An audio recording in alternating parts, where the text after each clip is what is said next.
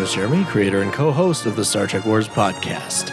Joining me tonight is my co-host and co-life partner, Chelsea. Hello, Chelsea. Hey, guys. Welcome to Star Trek Wars, your official bootleg Star Trek podcast. The episode we're reviewing tonight will be rated on a scale from 1 to 10 by us, the co-hosts, and you guys in the Star Trek Wars Council that left a rating on our Facebook page. If you wish to join the council and have your vote counted for next week's episode, head over to that page. You can find us by searching for Star Trek Wars. The council should pop up right at the top. There you can rate the episodes yourself and can also leave a comment that'll be potentially read on air. It's a great community. We're all on there, very active, and love talking Trek with you. Chelsea, are you ready? Yes. Let's light this candle. Star Trek Lower Decks, Season 2, Episode 6, The Spy Humongous. Written by John Cochran, directed by Bob Suarez. Anomaly Consolidation Day. Oh, boy, that's going to be a rough one for me. Anomaly Consolidation Day on the USS Cerritos leaves the lower deckers with mixed emotions. Captain Freeman attempts to negotiate peace on the Pac-led homeworld. Chelsea, what are your general thoughts this week before we delve into the episode? It was okay. Okay, perfect. Yeah, I liked it. Maybe not as much as I liked last week's, but definitely we're still in good shape here. All right, before we get into our pros and stuff, I don't want to spoil any fun shout-outs or callbacks or anything that you may have spotted. So let's start this week off with something we like to call Chelsea's Callback Corner.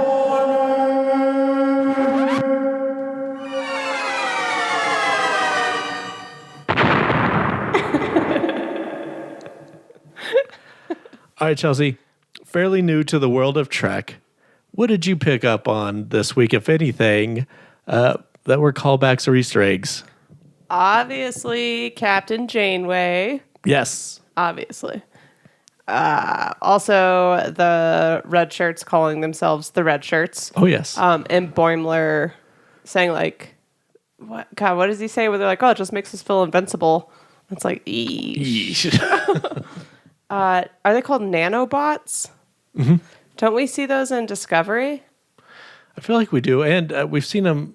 I know the Borg used some kind of like nanobot technology too. I thought that was, I wasn't sure if that was the same, like, because they used like the nano probe things or whatever. Okay. And then Armis, obviously, the trash bag that killed Tasha Yar. Very good. That was really all I had. Yeah, it was pretty light this week on Easter eggs. Okay, good. Because I didn't really have much beyond that. One, like, deeper one was that the spy on board the Cerritos wanted them to show him their crimson force field. Yes. That is a shout out to the Samaritan Snare, the first episode of Next Gen. We watched that while we were on vacation with the Pac-Leds, and they actually pretended to get them in their crimson force field to trick them into giving Geordi over. So it's not a real thing. Familiar, but it's something that the Pac-Leds are desperately wanting to see because they think it's a thing, but it was just made up the whole time. Okay. So it was a fun little Easter egg. Chelsea, what worked this week for you? Pros. For one, I just want to say I messed up our intro. How? Because I should have been like, "Hello there, guys." Like the Pac-Led does when he comes back to Pac-Led Homeworld. My apologies. Missed an opportunity there. I also love that helmet size is directly related to the amount of authority you have as a Pac-Led. Yes. Tendi is so wholesome, like, at least at the beginning. I love that she just, like, cracks up about, like, little goofy things that, like, most, like, babies think are hilarious. I thought that was pretty cute. We get a Jennifer sighting again. We actually get Jennifer lines, which is cool. Plural, yeah. Kazentis are just so cute that I can't stand it. Like, oh, their little ears. When he's like showing Boimler, like he's like, "You're standing like this." His little ears are all like sad, and then he perks them up. I was like, "Oh my goodness, so cute." We get Kayshawn, and he actually gets lines, a lot of lines. So happy. It's pretty exciting. Yeah. I kind of love the double meaning when the leader of the red shirts, who by the way is like a Harry Kim, right? He's like a 50-year-old ensign. I'm like, dude, maybe like people shouldn't be taking advice from you, but okay. When he says, I need to learn to blow something brass. Like, yeah, you do. When Tendi goes like full on scorpion and all the red shirts just step in and start giving like inspirational speeches. Oh my gosh. It was funny, but I also just wanted to like use them as human bowling pins. Oh God, so annoying. Just because everybody knows somebody like that at the workplace. Yeah. Boimler's glow up is confusing. Like, I think I like it. Okay, now, you kids in your words, is that like a makeover? Yes. Okay. I'm not a kid. Sorry, you millennials in your words. There you go. Thank you. It was confusing. It was like, oh, his hair looks really cool, but like he also totally looks like a douchebag. Yeah. Which with the red shirts, that's probably exactly what they're looking for. Yeah. And there is some Easter eggs to that too.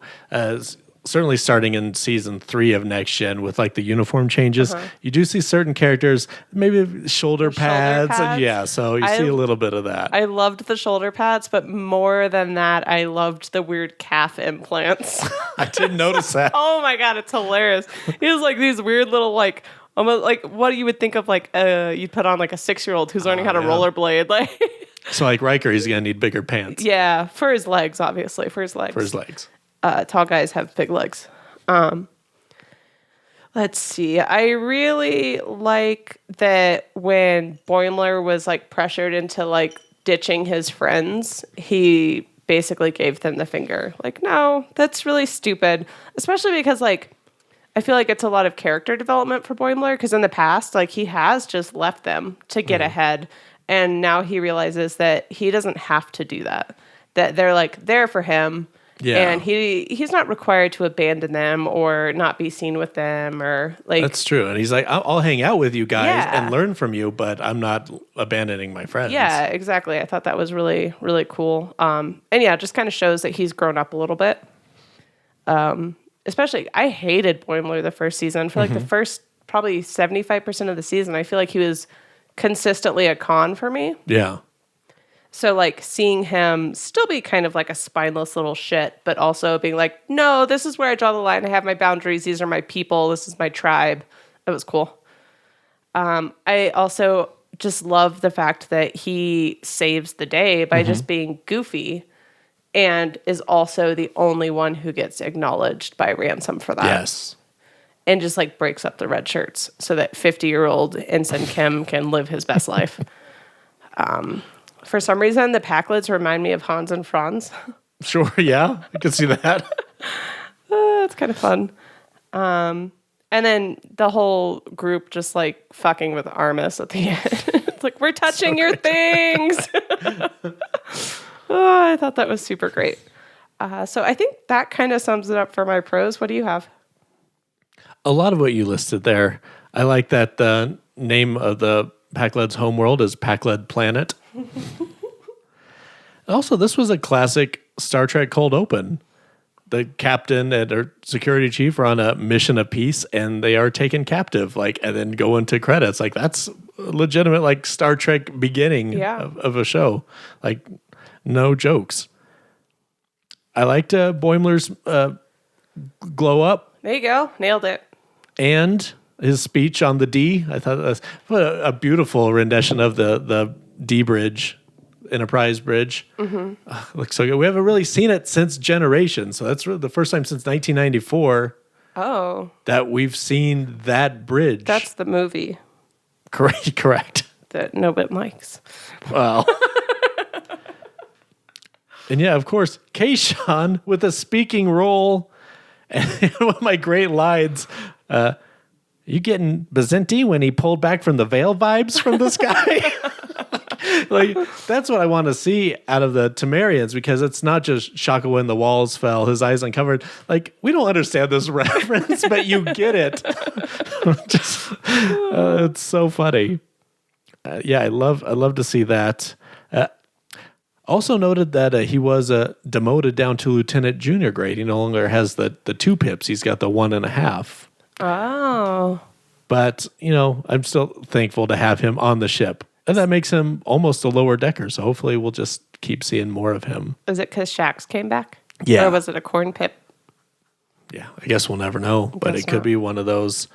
I'm just glad because we didn't see him at all last week. And we haven't heard him talk since episode 2. So it's nice to see him here and talking. So that means, okay, he's being recognized. He's here. And I loved his pairing with Ransom this week. So it was nice seeing those two together. Mariner calls Tendi by her first name, showing the growth their relationship has had since we'll always have Tom Paris episode. Like she knows her name. Devana? Is that her name? Devana, yeah. Yes. She's not just one name like Odo. Like she gets it. It's her first name. Odo. Like you said, I love Boimler. He's definitely come a long way. This week, completely in character, he decided to spend the day with the upper deckers to get some pointers on command because that's ultimately where he wants to end up. And that was something even Mariner wished he thought of just to get out of the ACD. So he had every opportunity to join in with the bad crowd when they were making fun of him, when they were teasing him, when they weren't helping, but consistently stood up for his friends the entire time. Like, no, I like those guys. No, those guys are okay. And he completely embarrassed himself to help out his friend in the end. And like you, I love the moment that Ransom recognizes him for that. Mm-hmm. I also really enjoy that we can have huge callback Easter egg episodes like last week and the Collector Ship episode. But we can get an episode this week that is pretty sparse with callbacks. And it's just mainly focusing on Lower Decks canon.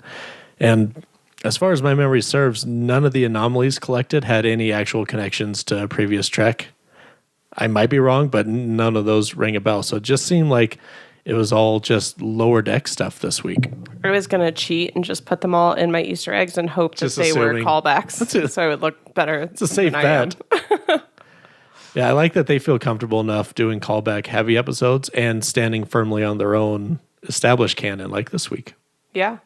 You reminded me of 2 pros that I thought I wrote down that I didn't. Kayshawn's like when him and Ransom come up with the plan, like let's see if he like tells us what he knows. Like his little like intimidating, like lowering the eye is adorable. He just looks, he's just so like cute and round. And then my favorite line was like, how did we lose him? He's so big and brown. How can we lose him? He's large and brown. Just disappears. Yeah, it was fun. And that was a great little visual cue too, where you just see him floating in the coldness of space behind him. And his gift shop shirt. Yeah, which means they must either they dressed up at quarters to make it look like a gift shop, or the Cerritos. They do a lot of like second contact. Maybe they actually have a souvenir shop. It would make sense for them too. Or do you have any cons? I do. I don't really understand how Tendy's going to get pissed when Mariner and Rutherford aren't having a great time on ACD when she's continually being careless and like getting them hurt. Like, seriously, girl? What the fuck? I don't know. I just thought that was like... Yeah, that's fair. Like, I get, like, they weren't excited going into it, but, like, you're not helping the situation by being super reckless. And then you're like, how dare you not have fun? I don't know. I thought that was kind of dumb. This is just kind of a weird, confusing... The Packlets are clearly, like, a reoccurring thing with this season. But we've heard about them. We've seen them since the finale of season 1. But it feels like they should be, like, the overarching, like, plot for this season, but nothing. I'm not getting anything from that. Does that make sense? Makes sense. I don't understand like why they keep going back to the Packlets if they're not going to play an actual like season long part in the storyline. It feels like they're building up to it for sure. Even earlier this season, they said like the Packlets can't be doing this all by themselves. Like we got to find out who's pulling the strings. I feel like you don't drop that sentence without getting to that answer at some point. But like they said that they put a bomb on Earth, and then like Captain Freeman and Shax were like, okay, great. And then they go back to the ship and it's just happily ever after. Like that would have been a really great like way to lead into the end of the series, like they're gonna have to figure out where that bomb is and like get it figured out. But they're just like, okay, thanks. They really for the kind of rush over that because they fixed it. Like they prevented it from happening, but like how? Like how did you prevent it? Yeah.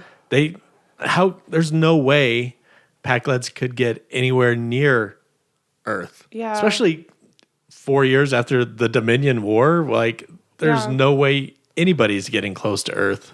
It just feels like we keep leaning on them to be like a big storyline, but nothing ever is actually like brought to life from that. Yeah. Like even the Pakled episodes still like they're still not feel pushing like a lot one-offs to me.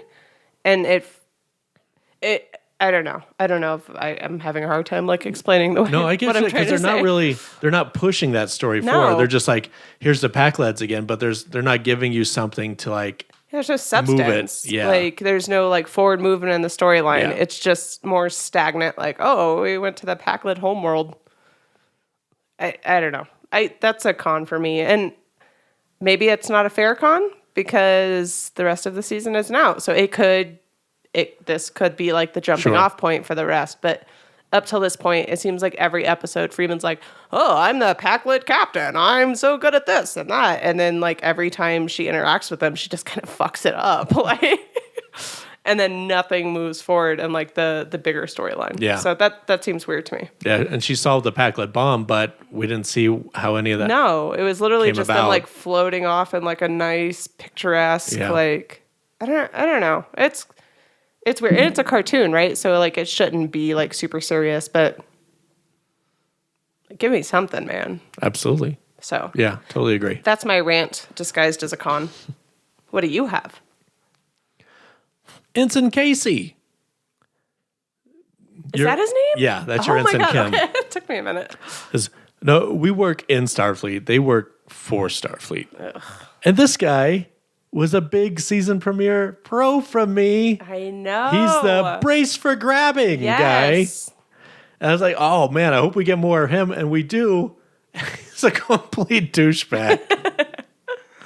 At least he got his comeuppance in the end, though. He got to be in charge for about 0.4 seconds before Shax yelled at him and made him clean up the airlock where the Pakled did something unspeakable. All right, well, you know what that sound means. You know what that faint siren means. The cops are coming. It is time for another round of 3 Trekcommendations.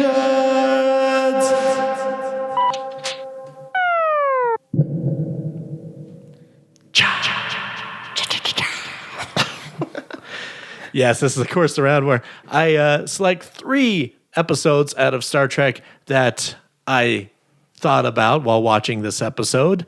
And we'll see if Chelsea can guess the synopsis and why I picked it this week. The first one up, number 3, the title is The Slaver Weapon, and it is the 14th episode of the animated series. Oh, because the Kazenti. Yes. Now, Chelsea, also, like you thought it was adorable when he did his posture thing. Yeah. I'm gonna send you another picture, and let me show you a picture because not only is that hilarious, but it actually is kind of a shout out to how they looked back in the animated series. Oh, they look more like a tired Ta'ana. Yeah. So when he's doing like, oh, your bad posture, he's actually mimicking what they look like in the animated series. They're so cute. Callback. Yes. So joining the Federation must have helped them with their posture. So were they like enslaved? Is that what that episode? No, they were villains. They were some of the bigger villains of the animated series.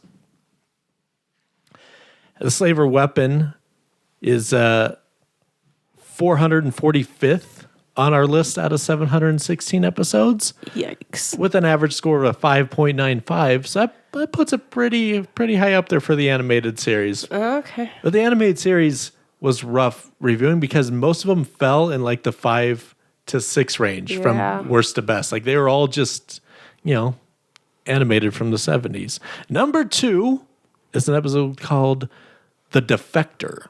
And it's a next-gen episode, Season 3, Episode 10, The Defector. Why do these all got to be from Next Gen? Yes, Mike McMahon and the Lower Decks crew. Okay, That's Mike, the show looking they at love. you, buddy. I wish we got more DS9 stuff. Yeah, I might be able to actually know what I'm talking about. The Defector. And, okay. So in The Defector, there's some sort of, I'm going to go with a Cardassian. Okay, I love it. Who defects to the Federation to seek asylum. Ooh, yeah. And turns out that he actually was not seeking asylum. Instead, he was spying for his home world. Yeah. Oh, yeah. Oh, yeah. Oh, yeah. That's what I got. That's really good. Thanks. Incorrect. Fuck. But very close. The Defector is actually about a Romulan. It's the other evil race. Yes. Seeking to defect and asking to be protected by the Federation from the Romulans. Okay. And in this, he was actually legit in wanting to defect and seek asylum. Okay. But the stuff that he had on the Romulans was actually created and made up by the Romulans, by his enemies, because they were trying to see if they could actually push him to defect. Okay, to test his loyalty. Okay. Great episode. It is 7.06 out of 10. We rate it, and that puts it at 238th all time out of 716. Definitely a really good episode worth watching. Number one Trekcommendation is an episode called Skin of Evil. And it is Next Generation Season 1, Episode 22. Obviously, that's when Tasha Yar gets killed by Armis. That's Duh. correct. That is absolutely right. I did put it on there because of Armis. Yes. I don't know if it's worth watching. It's not great. It had an average score of a 4.4 by us, and it finished 615th out of 716. But that was, I didn't add it as my pro because I had it here in my recommendation, but that was one of my biggest pros of the episode was prank calling Armis, which is amazing. He like trips over the rock. And I think it's Cindy. She's like, "You're just a pile of shit." The whole like setting and the backdrop, like that is exactly what it looks like in the episode Skin of Evil. And I gotta tell you, as a kid, I hated this episode. Terrified me. Really? Yeah, Armis is awful. Like he's a monster. Tar monster, isn't he? But he's just and he's just like pure evil. Like he's mean. Like he really made me uneasy. Oh. Yeah. Might be worth watching. It's not great, but it is interesting just to see like it's the first time you see a main character killed, which Tasha Yar was the chief of security on the Enterprise, and he kills her like that. And then Worf comes on. Yeah, Worf was still on Next Gen before this, but was a background guy. Mm-hmm. Oh my God! So he was like a real true lower decker. He was him and Geordi. Geordi was just at the con. Geordi didn't become chief engineer till season 2. Geordi is so confusing. It is because he's such LeVar Burton is so great. Yeah, and like Geordi himself is such a turd sometimes, but then other times it's like I would die for you. Right. Yeah. And then other times it's like you're being really creepy. Stop. Absolutely. That concludes this week's Trekcommendations. Chelsea, you did great. Thanks. Let's get into our fan comments.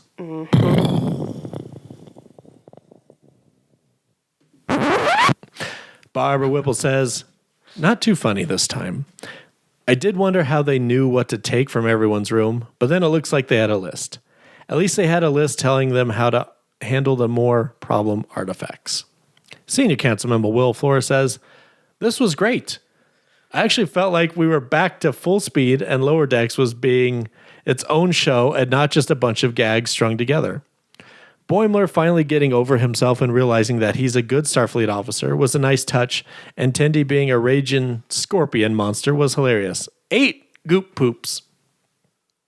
And finally, Senior Council Member Wayne Fraser says, I was initially going to give this a lower score. This is, in essence, a bunch of smaller, lower stake stories, but after watching it again, I found myself really appreciating each of them. It reminded me a bit of Data's Day, and that's just a slice of life aboard the Cerritos. I think the story down on the planet was a little disjointed, but I did love the Pac-led spy and how he got one over on Janeway. Initially, I thought Boimler was reverting to type, but he always stood up for his friends, even as they were ridiculed, and was more than willing to sacrifice his dignity to help Tendi. Yes. So now with the Packleads, we know that every ship is Enterprise, every male is Picard, and every female is Janeway. That's the Packlead culture. Oh my God. Let's go ahead and review this one. Chelsea, what do you give a Spy Humongous? I think I'm going to give it a 7, Okay. which is low for me, it feels like. I don't know. What about you? Well, 2 weeks ago, Chelsea, you gave an episode of 4. So Well, that one sucked, so. I'm going to give this one a 7 also. 7. Shaka. Of course. When Keishan blurts out All what right, he sees. then. Y'all take care. A frozen Packlet out in space. Star Trek Wars Council gave it average score of 6.63. Let me crunch on the tabulator here. Crunch, crunch, crunch, crunch, crunch, crunch.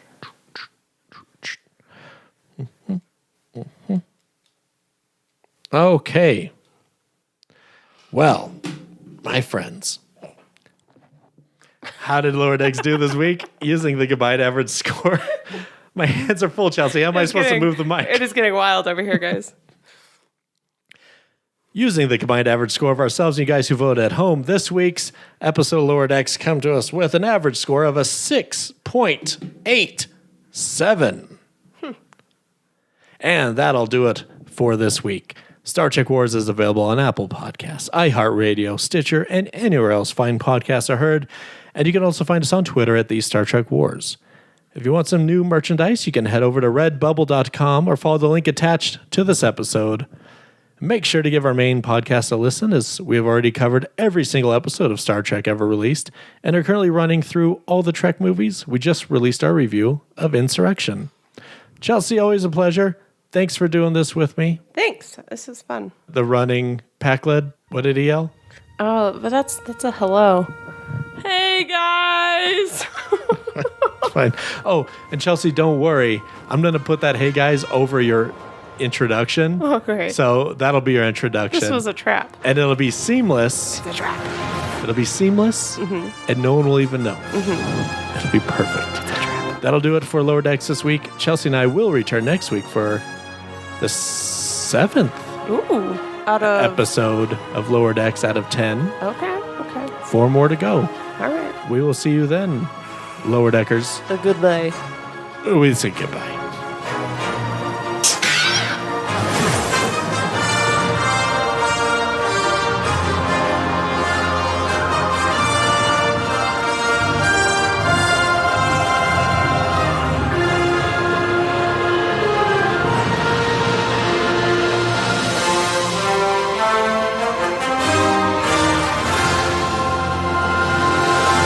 Thanks for listening to Star Trek Wars.